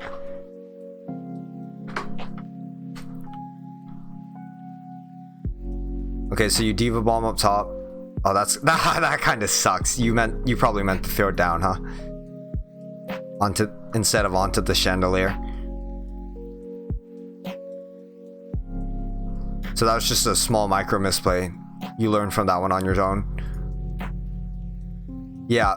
So right now what you're doing is you're chasing the Tracer to try to get her off the backline, but you have no more backline. Instead, you should be focusing the Kree and DMing the heals. So like when we were on that last point, you were doing a good job of DMing heals. McCree high nooning, we should have focused him down before, and then we should have instantly gotten onto the Ana. So I think that one's just a combo of wasting the EMP before the fight, not getting a successful Diva Bomb off, because if we sent the Diva Bomb out here, it would have forced them all into your backline and we would have killed them. So I guess this round to take out, memorize 3-3 dive, so 1, 2, 3, or here you had an Ashe, so / Widowmaker, so she would be in the backline. So backline and diving, or just full diving. And also get value out of your ultimates by using teamwork. Make sure you count down your ultimates and you make sure your team is ready to follow up on them. Other than that, you guys had a good scrim otherwise, right? Oh, yeah. I only watched this map. It's not like you guys really messed up. We need the refining on learning dive. So memorizing, or just at least getting this in your head, the scouting, staging, and diving and resetting to the next target. And also that other chart of ult tracking between fights. This one's big. We've been really improving on that because I've been trying to force it on you guys between the scrims. planning and setting up based off of your ults, and scouting, we were getting better at scouting also. Execution, win, and cleanup. We're good at cleaning up the fights. I can say that much. So that's really good. Our execution is okay, but during dives, not necessarily so. Ult chucking in between fights is pretty good, but we don't create the plan and setup. We say they have a specific ult, but we don't say like, I know for sure you guys know how to play spread against Zarya ultimate, but when they have, let's say, mines, or you'll say they have mines and they have rally, what do we need to do against that mines and rally? What do we need to change about how we play? Those should be the questions that are asked. Or your in-game leader will say, all right, they have mines and rally, let's not group our backline into like something like this back part, or no, this back part's okay because you can just run in outside the mines. Don't stand outside in the open so they can pile drive you and mines you. Make sure you're playing with each other so we can clear the mines, or we can just survive the mines. That kind of planning before the fight will help you. And then same thing with your ult. I'm gonna have EMP soon, or I'm gonna have Widowmaker come with me to this side so we can use the window effectively this fight. And setting up before the fight actually starts in the dead time. I think that's it for me. Do you guys have any comments?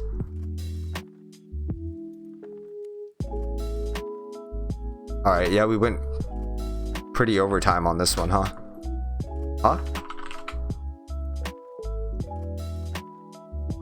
Yeah.